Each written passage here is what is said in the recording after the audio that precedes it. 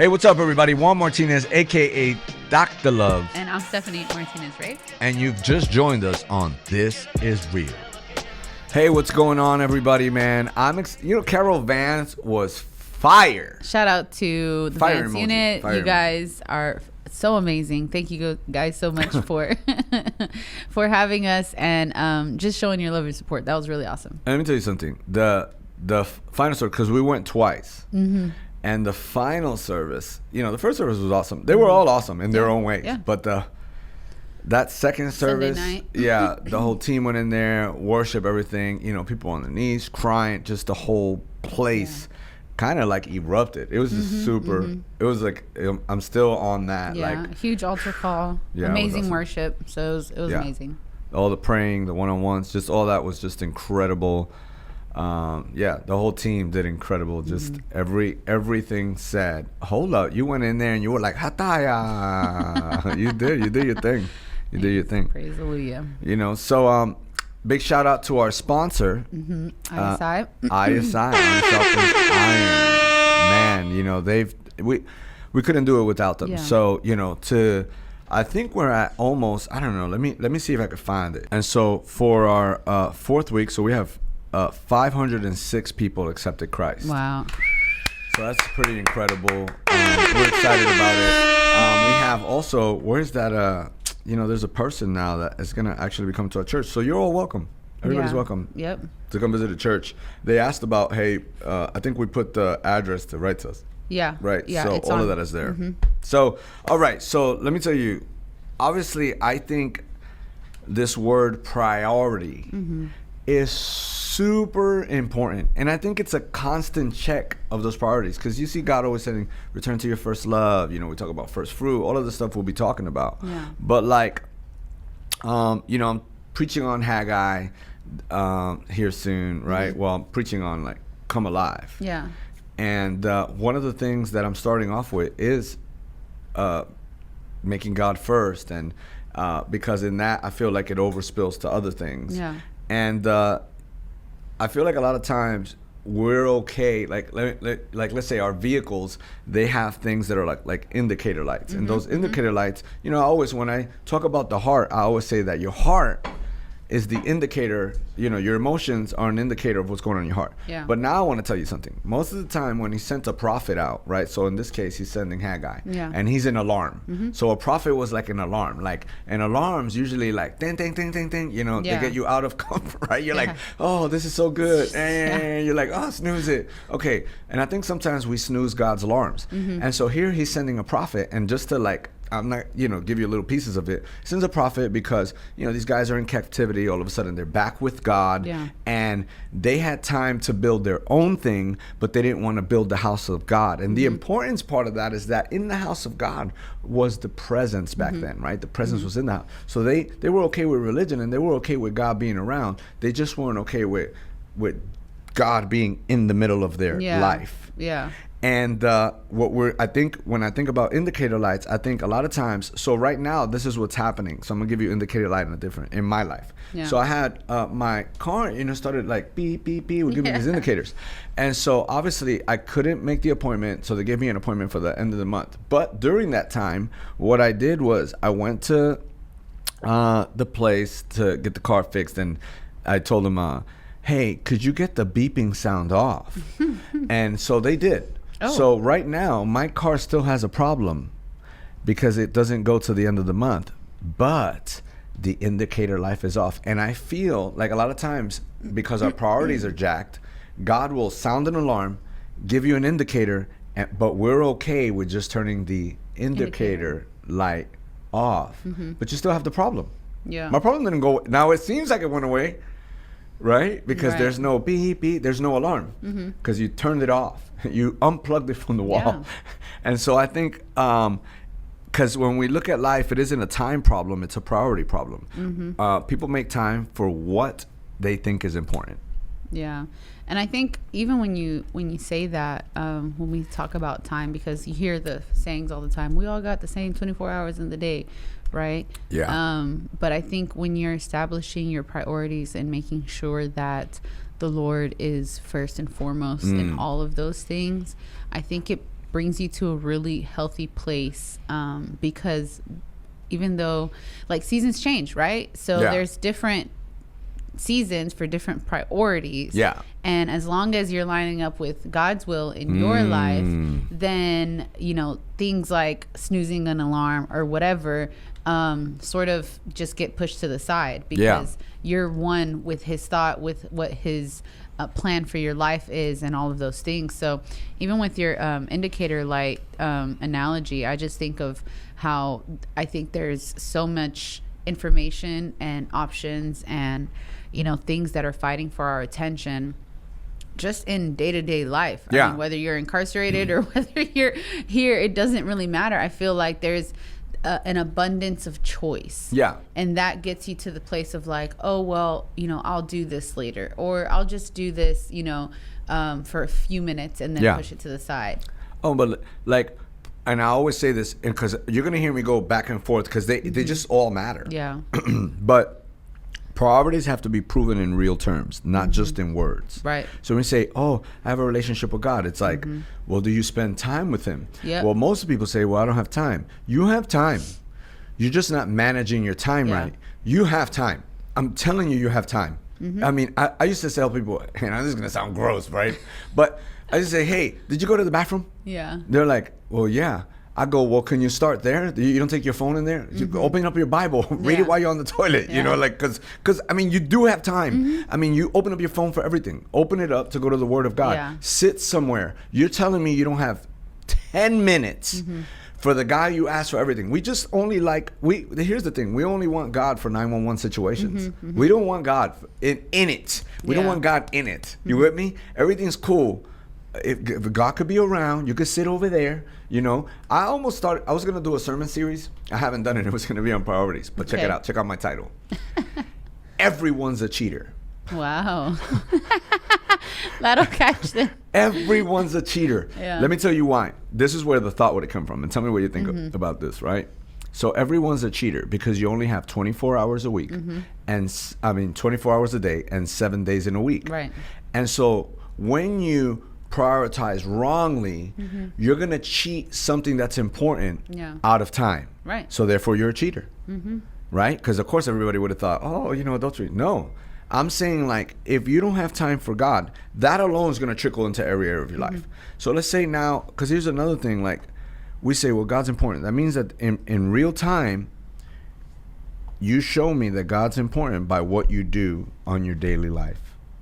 And I think it's cool that you are talking about the car, because in order for any indicator, because you were like, oh, I do have a relationship with God, but then they just come, but they just come like to church on Sunday, and they don't open their Bible for themselves, or what, or we, right? Because I've been there. You know, you're talking about the phone, and I used to put a scripture as my screensaver so that I could read something every day, just all because it was like that was the thing that I grabbed, right? And that was like, I don't know, almost 9 years ago or whatever. But for anything like a vehicle to give us an indicator that, hey, the oil level is low, or the tire is low, or the alignment is out of whack, right? It has to know what the standard is to know that it's off. And I feel like until you have your standard set with the Lord, then there'll never be an indicator. You will always think that you're fine because there's no standard in it. So even if you're like, oh, well, I do spend time with God, and you think that your time with God is just watching podcasts or, you know, or worship, but really it's not getting into his word, you know, allowing him to speak to you, creating a space to commune with him, then you won't be able to tell whenever you're a little bit too far to the left, or whenever your oil is low, or your rest is not there. Yeah. Right. And so I think it's kind of being aware to establish that standard of your relationship with him, and hey, this is what that looks like. Because, you know, we talk about relationships all the time where it's like some people are like, oh, well, of course I love my wife. I, you know, bring her flowers. She's my first ministry. I bring her flowers every week, but then you don't help her with dinner, or you don't take her out to eat, or you don't read the word with her. And it's just like, so your standard is bringing flowers, but maybe, you know, the actual standard is time or quality or whatever, you know, that types of stuff. And so it's just analyzing that, man, sometimes we are just off standard. Yeah. So, right? So what you're stating is this, because this is how this relationship book plug that I'm kind of working on, like, the overspill, right? So I think of my relationship with God, and then I do that with Ruthie or people, right?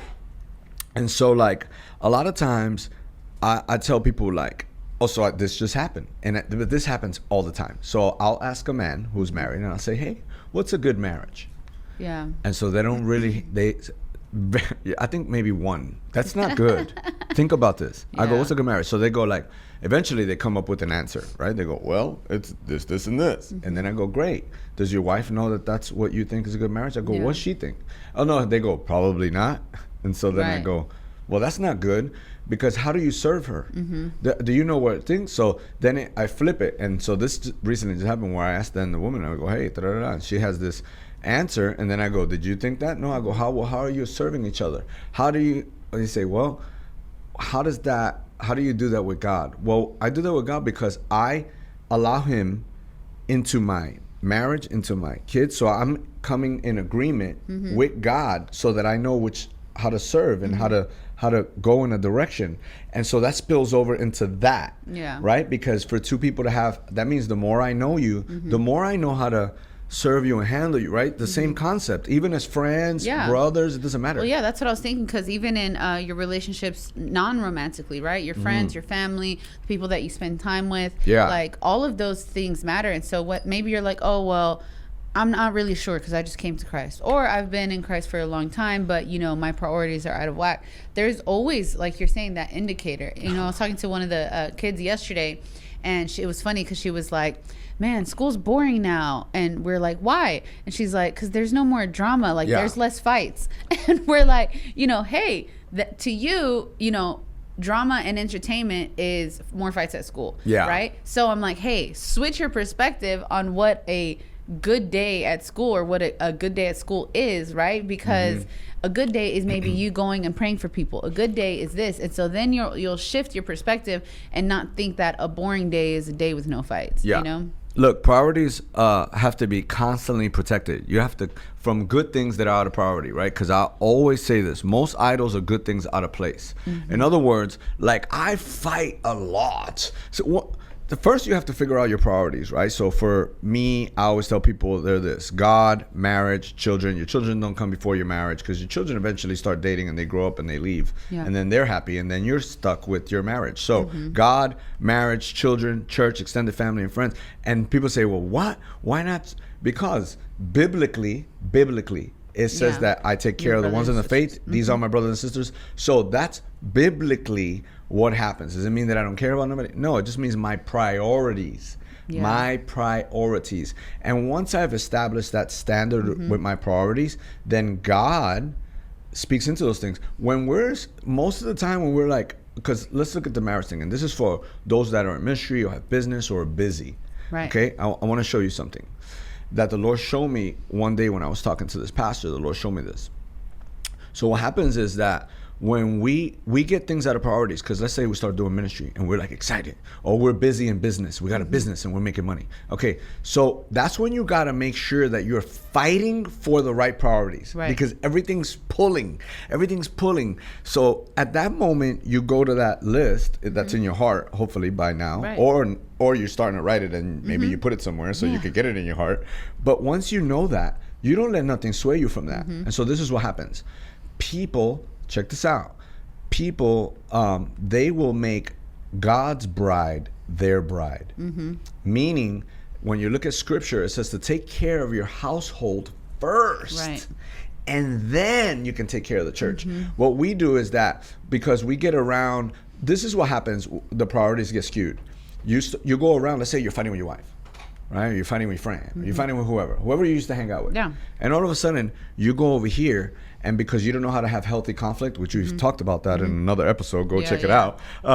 What happens is that all of a sudden now, these people around here, they encourage you, and they're like, hey, because they don't really know you, know you yet. And so they're like, oh, you're so awesome, and da-da-da-da. They don't know like your junk. For ministry, imagine a pastor. You go and everybody's like, you're awesome, great word, da-da-da-da, or your boss or whatever, right? Everybody's like, oh, you're amazing, you know, even if they think, oh, what an act, you know, beep, beep, beep, bleep that. But they start saying, hey, all this, and then all of a sudden, you're like, that's where I want to be all the time. Because when you go home, your wife's like, did you finish doing the, let's say it's just a season of, did you finish doing the thing? The kids are like, Dad, you don't hang out with me. And then you're like, oh, I got to get away from here. That's when people become workaholics. Yeah. Or if they're going to be honest, come on, be real. Yeah. This is real. Yeah. So that's what happens. And so then your priorities get skewed because now you're not going off of what you said earlier, your standard God. You're not going off of my wife is first and I need to handle this and do it right because maybe I'm not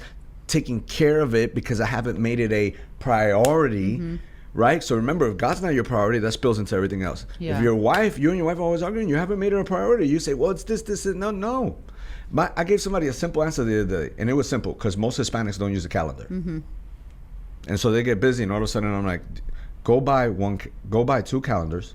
They're waiting for like the en nombre, and I'm like, no, en nombre, go buy a calendar, and she buys a calendar and start there. Yeah.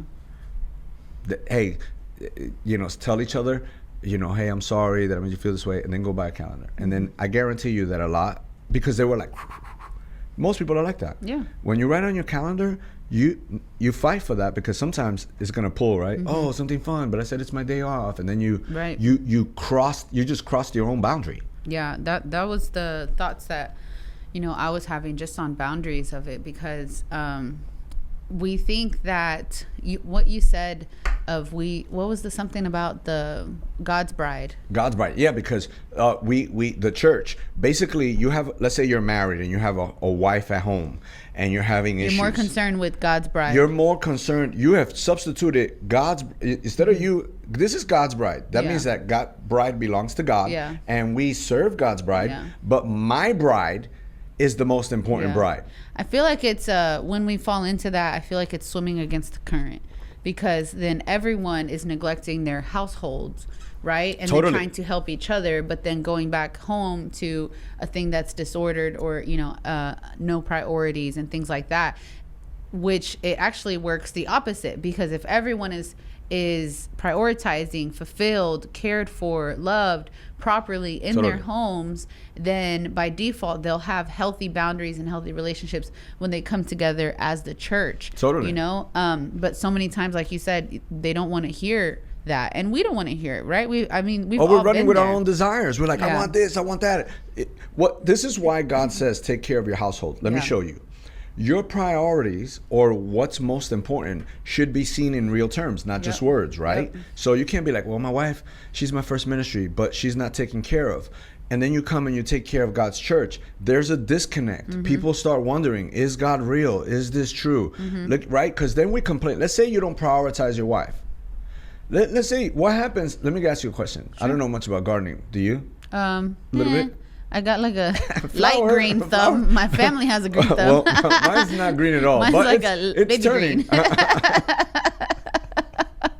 It ain't green. It ain't green. It's kind of like that one. It's lime green. It looks like a little bit, just a little bit. Okay. Yellow green. But I think you'll understand this concept. Yeah. Let's say you didn't prioritize. You have this area for garden in front of your house, but you don't prioritize it. Oh, facts. Eventually, what will happen to your garden?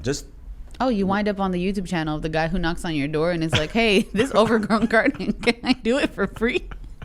Please? And then it's so satisfying. I watch those videos all the time. Yeah. I did not know that. Because they're like, it's an overgrown. Hey, mine is not all that bad, but can you knock on my door? But yeah, if you don't prioritize it, and it's funny happens? That everything is either dead, right? Lost, because it's funny that you said that, because I do watch these videos. Yeah, I don't. People find out that they have. People find out that they have like walkways that they didn't see before, little garden circles that they weren't unaware of, right? But then there's no fruit. Yeah. So it's like it's an unfruitful garden. Yeah, dry patches. Yeah, right. Everything's dead. Not that I've seen that in my yard, but weeds, right? Weeds have overgrown and overtaken. Listen, and overtaken of bugs, because you didn't really do the bug thing. Because not that happened to me, but just bugs everywhere. It's bug life. Bugs life, and they're not cartoony. They're not cartoony either. They're just like, Yeah. So all of that happens. Let me ask you another question. Let's say you don't prioritize your car. The inner workings of your car. Right. What happens? Man, you're gonna mess up a whole lot of expensive things. Yeah, it's gonna cost you more. Wear out your tires. Yeah. You're gonna ruin your engine. Really? Jack up the transmission. Yep. So let's say you don't prioritize, let's go there. Let's say you don't prioritize your health. Yeah, then you end up with diabetes. Diabetes. Yeah. No, you have no energy, lack of sleep. You end up with heart problems, cholesterol, all those things. Yeah. I mean, hey, don't you want a body like this? No, I'm joking. This is what happens. I'm like this right here. I start crying. Hey, 2023 is not over. We're on our health journey. Come on. I start crying. I'm like, I'm out of here. I gotta go work out. No, but listen to what you just said. Okay. I'm saying all that to say, if you don't, let's say you don't prioritize your children, what happens? Well, you get. We want to thank all of our partners who support us. Because of you, This Is Real has a tremendous reach from Houston to Galveston and up to the Austin area. This show reaches over 100 prisons nationwide with over 500,000 inmates tuning in weekly to hear the good news through our radio show and the Pando app. To partner with us, visit juanmartinez.tv or download the free Get Rap TV app. Well, you get jacked up adults. You don't prioritize your wife. You get a jacked up marriage. You don't prioritize God. You're not going to exhibit the fruit. Listen, I'm not talking gifts, because you could exhibit the gifts without repentance. Irrevocable, right? You could. God's going to move regardless. He will use a donkey. He will use a rock. Facts. He will use a person, right? That's how he's using the person that he says. He even says, depart from me, I never knew you. But that guy delivered, prophesied, and all that. So we're not talking about all that. We're talking about the evidence that you took care of your grass. Yeah. The evidence that it's funny because Ruthie the other day, she's like, oh, she was telling me about her car. And she's like, they told me this. And I said, babe, we don't fit that category. She's like, what do you mean? I said, how often do we have car problems? Yeah. Hear me. Not saying that stuff don't happen. I said, look, since we've gotten our car and we've been in Christ, we get oil changes when we're supposed to. We rotate our tires when we're supposed to. Now, I know that sounds like normal, right? But that's not normal. I didn't do that till I was in Christ. Yeah. I did that before when I saw the little metal thing or I was on the side of the road, then let's change the tire. But in Christ, little by little, as I keep prioritizing, I feel like because I have God first, he tells me, Juan, don't forget, I'm hanging out with my kids on Sunday. Why? Because when I look, I go, I felt like my time with God is like, hey, have them over for lunch, talk about this, talk about that. Yes, Lord. So boom, okay, Lord. And then it works. And then we, And I think sometimes we try to compartmentalize God in our lives. Well, God, I'll let you in this, right? But what you said earlier is that our relationship with the Lord trickles over in everything. So whenever we try to constrain God into what we want him to be in, oh, well, God, only my finances because I want you to bless me, give me money, and I want to be rich, or only in my family because you've got these people here that are really difficult to deal with, but not in me, or not in my stewarding of my home, my car, my friendships, or not in my rest because Lord, I gotta work and that I have to do blah blah blah blah, right? So when we try to force him into something that's just a small area of our life, then that's where you are, to me, being a bad representative of Christ, because because what you're saying is I'm a believer, but I don't really take good care of my finances. I'm a believer, but I don't really take good care of my material things, right? Or I don't steward well my time, my rest, my health, and all of those things. So when we try to put Jesus into a box and say that, well, you know what, Jesus, just handle this part of it, because just handle my relationship because I really want to be married or whatever. Ooh, then it's then you end up maybe you do end up in a marriage, but guess what? You're both handling your finances wrong. You both are working all the time. You don't know how to have conflict. You don't know how to prioritize things. Yeah. I think you're opening up a can of worms that I was trying to create this whole gardening worm thing, but that didn't work. But you know what, here's never go mind. Ahead. No, I was gonna be funnier when I was I want to hear funnier. A can of crap because it's fertilizer. Wow, a can of crap. All I saw was because you try to make the crap kind of smooth. A little emoji came out with the eyes. Oh yeah. So that's the way poop you can emoji. Actually say poop emoji. Yeah. And it's not as offensive. No, poop emoji. But here's the thing. It's the truth. Most of us wind up complaining about something that we did not prioritize. Look, even in leadership, like we'll put someone to be a pastor, a leader, an apostle, or this, and biblically speaking, and now I'm not talking about, look, when we say, because I wrote this note this morning, look, let me read it to you real quick, because I'm like, okay, a house in order is a home, a house in order is a home where we apply Jesus. It's a home where we can feel peace, love, joy, patience, kindness, right? In your home, we're not talking about a home, before I start this, I have to be this perfect. No, it means that you are applying those things. I always say provision is being present. So when Jesus is the provision and he provides, he is actually present in your ever-present time of need, right? Like, so as a dad or as a husband, it's not just being in the vicinity.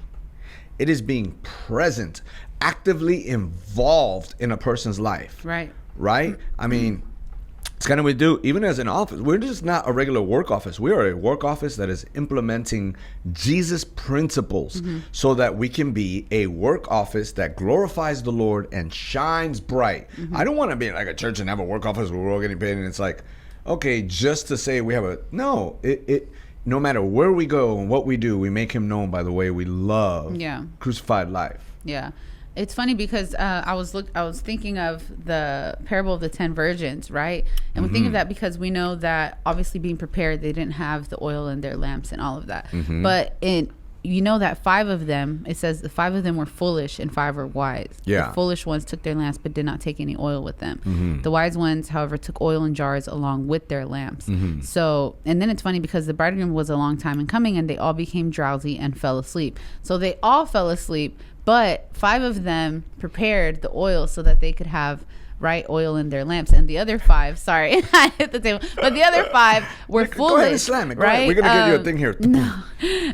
So again, even though they both, because it took a long time, and they all fell asleep, right? Yeah. I think of like rest, I think of prioritizing and all of those things.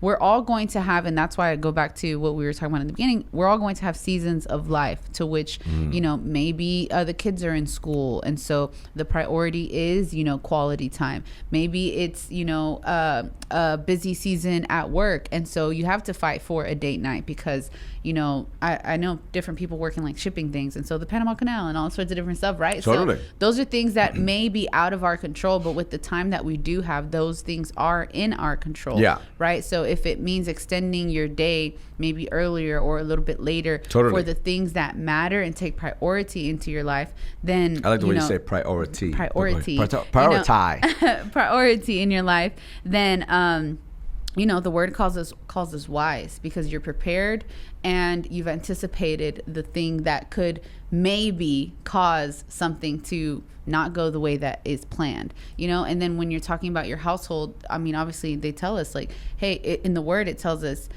to take care of your house first. So when we place a leader or someone in a position of leadership, it should be an open book of like your kids, your family, right? Your finances, your tithing, your all those different things, because I think we lead people astray. And that's where you see, and of course, everyone, like, not everyone, but people stumble, right? You fall, you mess up, right? And come back up. But I think the greater impact that it has on the people that you're shepherding is whenever I feel like it's a, what is it?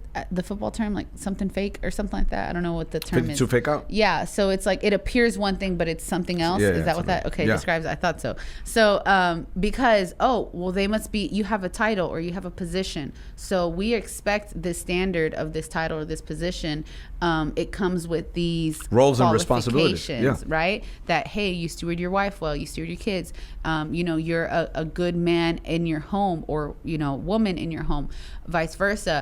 But then whenever things happen and the bridegroom took too long and you didn't have the oil in your lamp prepared, i.e. saying, hey, I'm going to take a sabbatical, or hey, I'm going to save a little bit more because we've got this plan, or I can't take on this extra role because the kids are in all these extracurriculars, and I want to show up for them because it matters that they see their dad in the stands or whatever. Then those things take precedence. And sometimes when you stick to those priorities, other people might not understand, so you have to give clear understanding. I went through that. I just talked to somebody, their kids are really good in baseball. They do this stuff. Now, again, remember, when he is the living word. So how would you, me and Ruthie, I think at one time, Joshua's first trying football, which he did like a year or two, and he was like, hey, I got to do this and I got to do that. And I was like, that's cool.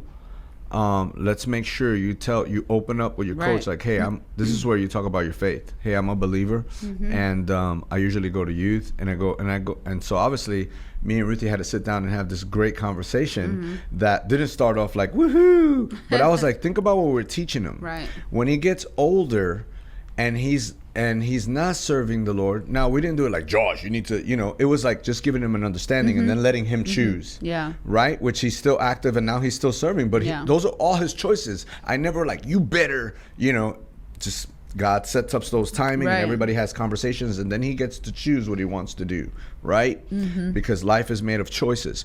But he sees in his home, basically, me and his mom modeling Jesus, right? So he's not like, Jesus sucks. He's like, Jesus is awesome. I see what it's doing in their lives. So there's some real proven priorities that actually show. Yeah. Now, have we missed it here and there? Sure.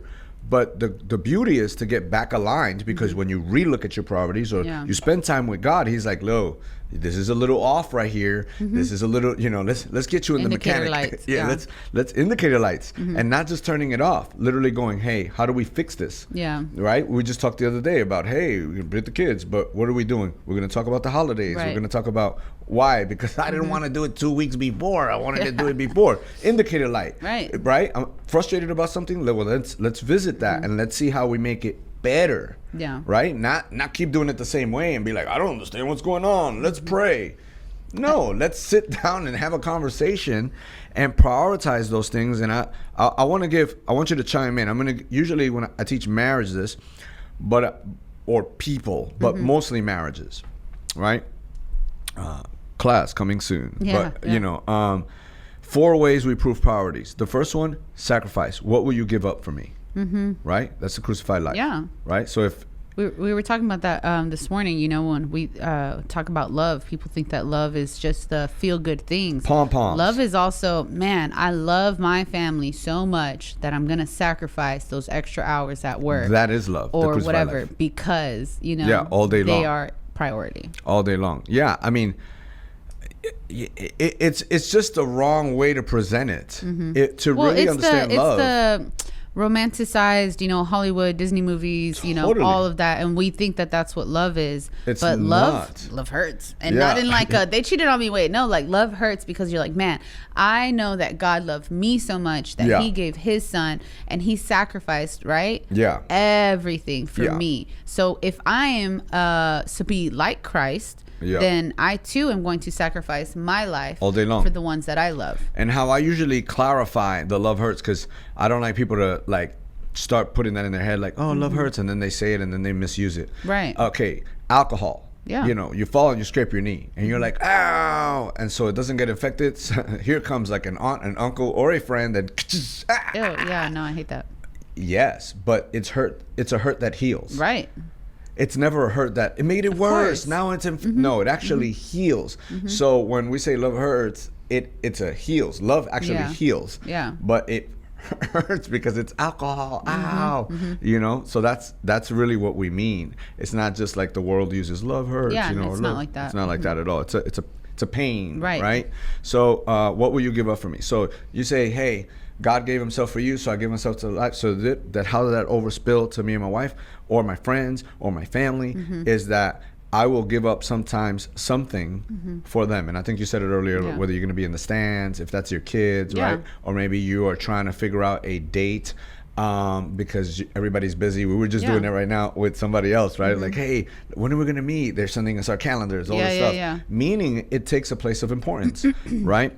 The next one is time, and that should be consistent with your priority, right? So what you give your time to should be consistent to what you prioritize. Yeah. So if you say God is important and He's first, then it should be consistent. Your time should be consistent with your priority, meaning that you should give Him some time. Other than that, you're not saying that, oh, God is important to me, he is first. No. And I understand, please hear me, I'm trying to get you back in alignment. So I get the fact that stuff happens, you know, you're not like evil because no, but listen, if God is important, then you should give him time. If the second one is your marriage, then if that is important, your time, it should be consistent with your priority of your marriage. Yeah. If your children are important, then your time should be consistent with your priority. If your church is important, then your time should be consistent with your priority. Yeah. Other than that, no, it's not important. Well, I'm busy doing this. I could be busy too. I've been there where the priorities get a little, right?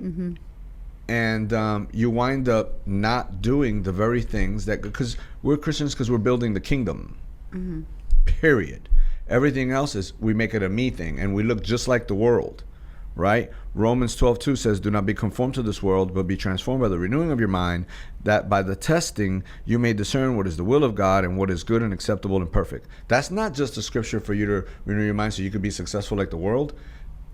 Now, does God do that? Sure, he does that when you seek the kingdom of God and his righteousness, everything else gets added unto you, right? So that's how that happens. And that's the importance of us living our life in a place where people will see Jesus. So time, energy, right, meeting needs, and then attitude, pursuing, interested, positive, and affirming. Yeah. Because you should have an attitude of like, you know, I always tell married folks, I go like, do y'all pursue each other? Like, you know, like there should be something that, dang, he wants to be with me. Dang, she wants to be with me. You know, if not, it's not priority. Yeah. So those things have to be in place. I think it's a great, I've seen, and we talk about it and we plan this way too, where you have the container and you put the big rocks and then all the little ones. Totally. And so like the sand, I don't know if y'all have seen it, but people do the analogy. Show us. Of a container, right? And so there's like sand, pebbles, and big rocks, right? And so what we do, the sand represents like all the other things that all the little things, you know, that just consume your time. And so when you fill the container with sand, and the pebbles are maybe like second rate priorities, and then the big rocks are the really important and they don't fit anymore because you filled up your container with all of the little sand. But if you do the other way around and you fill your container there you go with big rocks and big rocks, then you put the pebbles in and they fall into place because they end up taking the space of where the big rocks don't fit. Then you fill the container with the sand and everything fits. There's time and there's space for all of those things because of the priority level of which you put them into the container. And so I think of that when you say the time and the energy, right? Because and again, it's not even like a what the heck are you doing, right? Because if you didn't know, then that's something that you learn and you're educating yourself on. But once we learn it, it's the thing about practicing it, right? And so the thing is that this can happen unintentionally, right? It's not that you're a bad person because you haven't taken your wife on a date, or you're not a bad person because you missed, you know, your kids' games, or you haven't been serving in church or whatever. It's just kind of going in to have that checkup and get back into alignment so that your big rocks, your priorities are first and everything else falls into place. Yeah, that's incredible. And can I ask you a question? Sure. What's the first thing we do when we're creating the church calendar? We do the big rocks. It's literally called the Big Rocks meeting. What? I just feel like an amazing pastor right now. Hallelujah. And then we start adding. Yeah. And then at the end, we figure out if the if we even want to do the grains of sand. Do we even want to do it? Oh, don't put them this season. You know, we're just going to focus on this because that's what makes everything work. Right. It's the God analogy. I want to run. I just ran around the studio. That's what I just did right now. And so I'm going to give you a verse, and I'm going to show you in priorities, because you put all these verses to just show you that in prioritizing, there are biblical verses. All the other verses, they're biblical verses. Everything we've said thus far.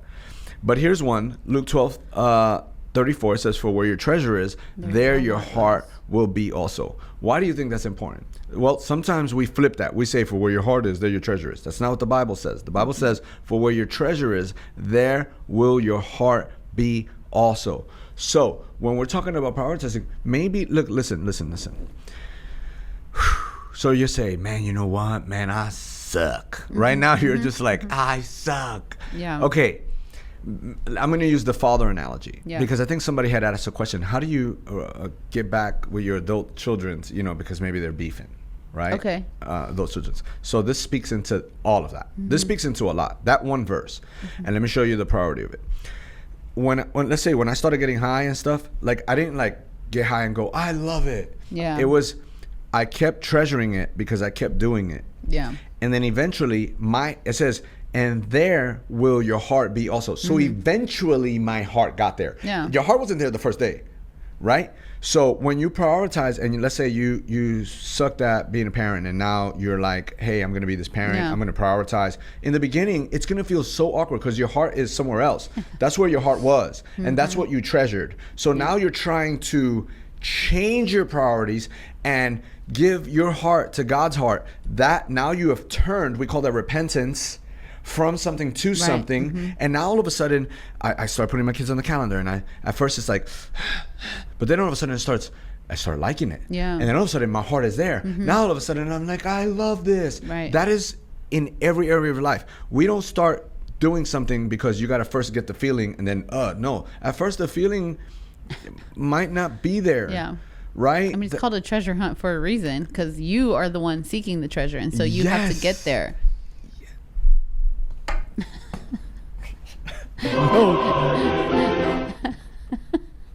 Play that one more time. What's the full effect? I just want one more time. Because guys, if we understood that one verse, everything in your life, you're not used to dating your wife, you're not used to holidays, you're not used to this, you're not used to that, whatever you're not used to, in the beginning you have to start doing it. You start doing it, you start going, right? You start going, you start spending time with Jesus, 6 months, a year later, you're like, I love this. Right. My wife, let me give her is it flowers? Yeah.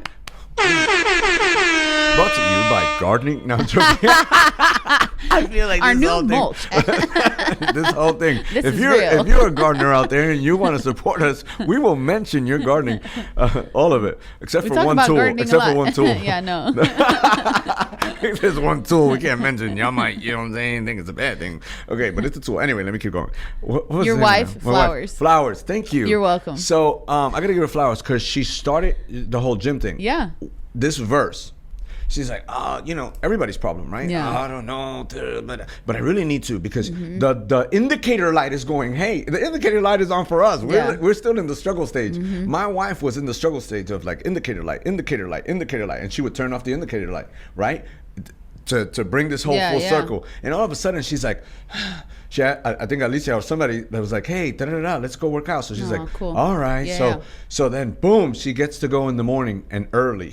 So then, she started with changing her food habits before she got to the gym. So she starts like, I'm gonna eat a taco, I'm gonna do this, But anyway, now she's like salads and oatmeal. Like, she is fulfilling, no matter anything she could do. This part was probably the greatest decision of all time, that she's like, I got it, because obviously you start getting older, health complications, all that. So, which sucks that you got to wait till the car's on the side of the road. The indicator light, you should have followed the indicator light, right? That told you fix it.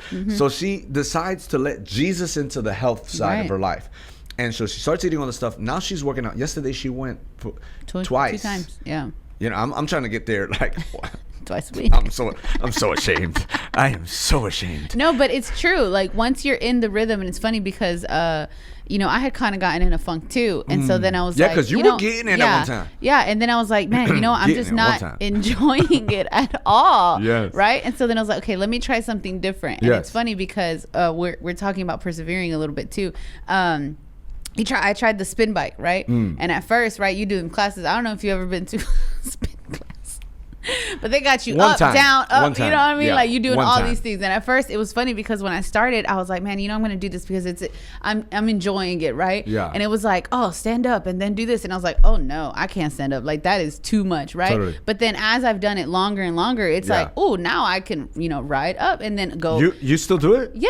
Oh, so wow. I don't post about things, but it is, because it's kind of like that. Because everything's not a post. Oh, that's a whole nother priority thing. But keep going. We'll come back. Anyways.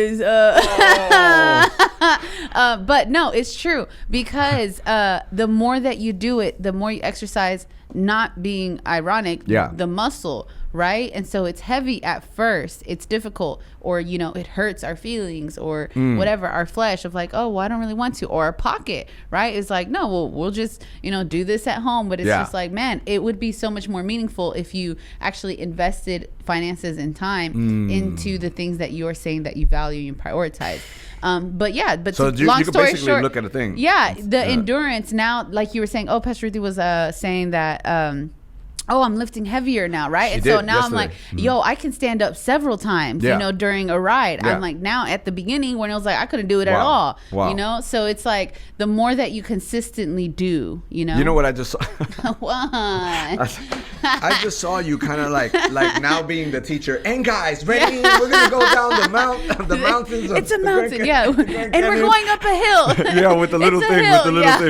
Oh my God, you're like, go. Yeah. Come on, Marco. He's like, I just wanted to try this one time. Oh yeah, no, it kills you. Oh no, I did it one time with Tom Holden, and let me tell you something.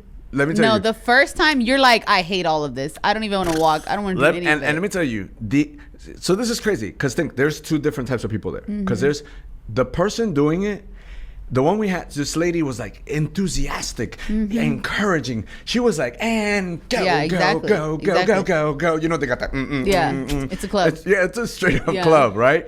And she's so happy. Yeah. You're not, because her heart is already there. Right. She's become one. This scripture is for everything. It's for everything. It's true. It's funny that you say that, because even though now you have that come experience the love that will change your life every Sunday at Get Rap Church. Visit us at 23221 Alden Westfield Road in Spring, Texas, 77373 for 3 services at 9 a.m., 10:15 a.m., and 12 p.m.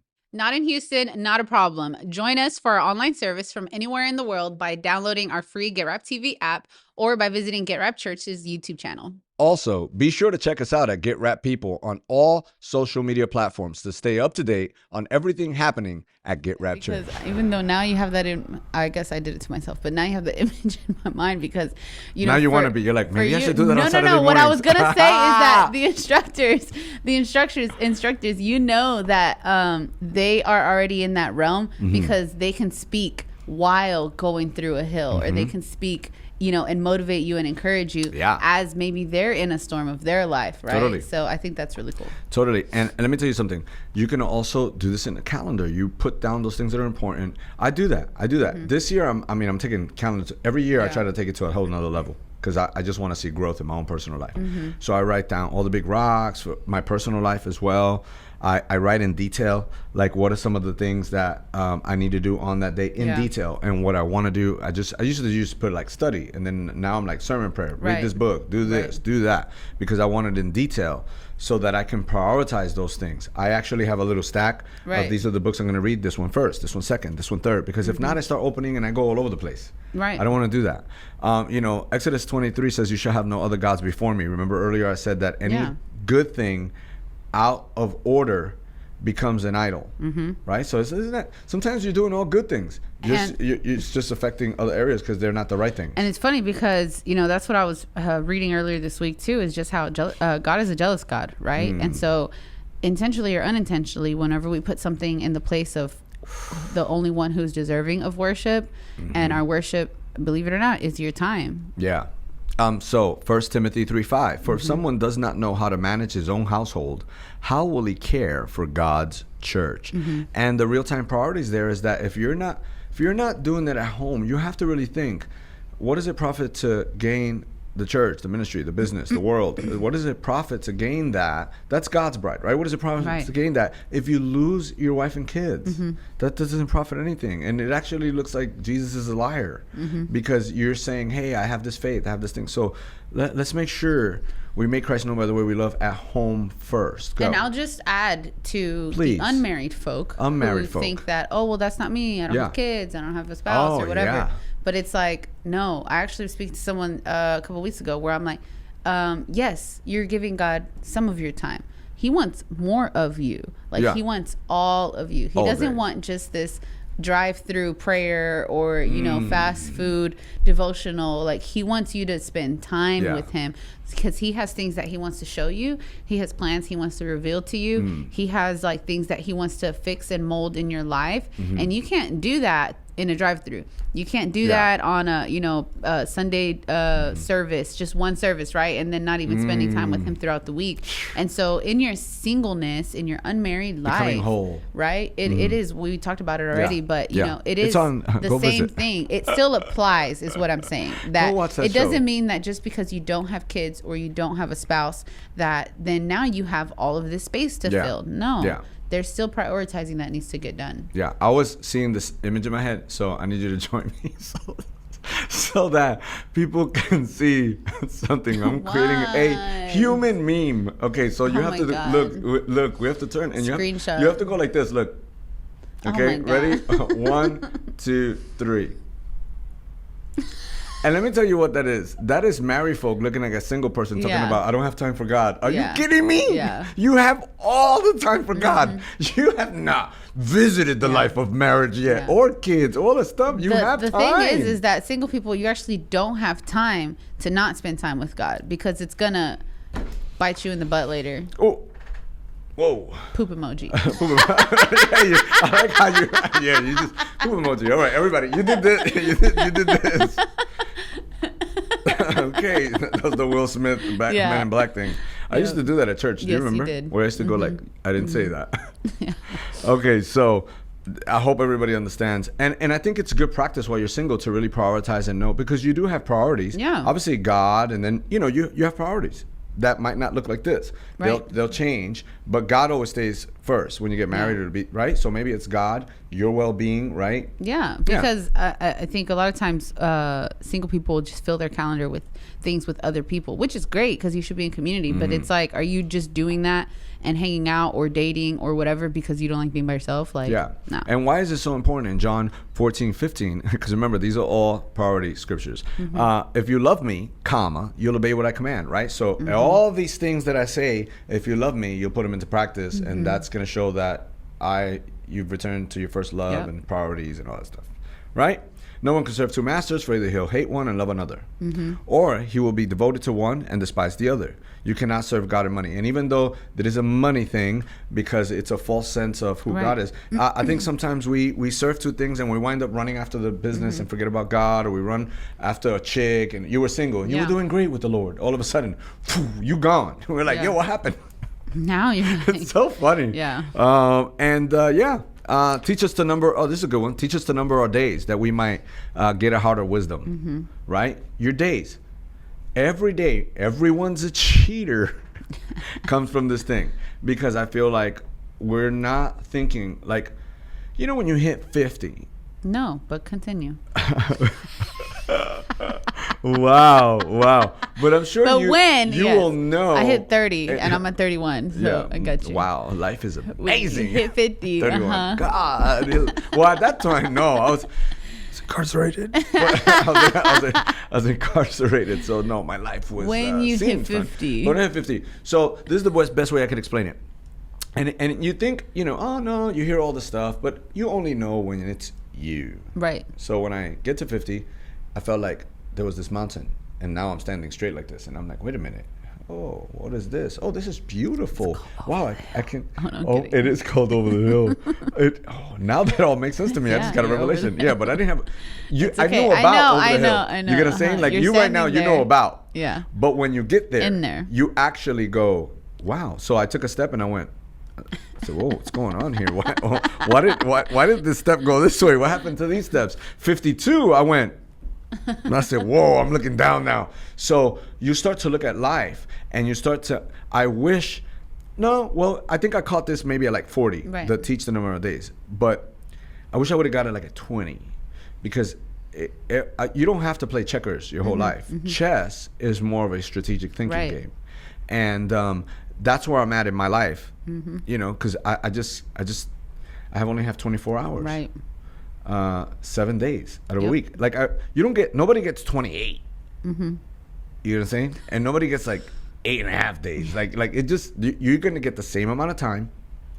Everybody gets the same amount of time. You're born and you will die. And if there's 5 billion people, 5 billion, like you could gamble on that. Right. 5 billion people will die. There's no Enochs that God's just taking. So I think we have to learn to really look at our day and maximize our time, by prioritizing accurately. And life is not all about money. Trust me. Yeah. It's just not. Yep. Even though right now somebody's like, I need money. Like that. I get it. But that could come from a poverty. Anyway, it's a whole nother show. I said something earlier that I saw Marco even shake his head, and we laughed about it, but I forgot what it was. What was it, Marco? What was it? That it was like something that we're like, oh, that's a whole nother topic. Not everything's a post. Not every. Let's talk about that, because I just think it fits the prioritizing thing. Yeah. So you said that, hey, I just don't post about it. Yeah. Tell us why. I don't know. I feel like I do know. So yeah, you do. Totally. Because it's teaching to number your day. Yes. It's a intentionality behind, I think, our mentality. Mm-hmm. And how and why we do things, right? Mm-hmm. So before, intentionally or unintentionally, right, you post to say, hey, I'm here with my friends, right? Because you want everyone to see that you're having fun. Oh, here's my food. You want everyone to see that you are eating a really fancy dinner. Or, here's my bag or whatever, all of those things, right? And whether it's because I like social media. I'm not against social media. I like it, right? I like knowing how my friends are doing, seeing their kids grow up. I like, oh, wow, that was cool. You went and did this fun thing, or, I was here and it was a cool, fun spot or whatever. So I think it's just having a healthy relationship with it. And so when we were talking about not everything is a post, I think it's just dissecting the thought of like, okay, is my satisfaction coming from somebody else's, I'm trying to think of the word, affirmation of what you're doing. Because it's funny that when you start posting things, right, okay, that's when people start to notice. But if you don't post things, it just takes a little bit longer. So it's like that instant gratification of like, good job, you did this, or wow, that's so cool, you're over there. And so I think it's just kind of keeping that mentality in check a little bit, so that, you know what, I'm going to take this moment, I'm going to capture it, right? Yeah. But I'm not going to capture it to post something, because you did poop emoji. Capture it. You went straight to my mouth is dry. Okay, that's fine. Maybe look right now, gardening. Capture. I am going to capture the moment. So I have tons of pictures and stuff like that on my phone, and all that sorts of stuff. But I'm not capturing to post, because the gratification is the moment that I'm living in, and not someone else's affirmation by a like or a comment or a view. Yeah. So, okay. I same way, and I don't know if I'm saying the same thing but differently. I have one of the worst things for me to do. If you look at my phone, I have a billion pictures that some I haven't even posted yet. Right. Because the whole present. Yes. Being present, like what you just described, is kind of like I love social media. I think it's awesome. I think it's cool. Well, I'm going to rephrase that. You don't? I like it a lot. Yeah. I like it a lot, but I do not love it. Okay? Right. And you might think, oh, well, I just choose on what I'm going to say I love, and I try to always catch myself. Right. Because I'm not going to give my life for it, even though sometimes I do. Hey, but altar call. Like, you have to protect yourself from that. And like, I rather be social than social media. Right. Does that make sense? Yeah. And you can't do both.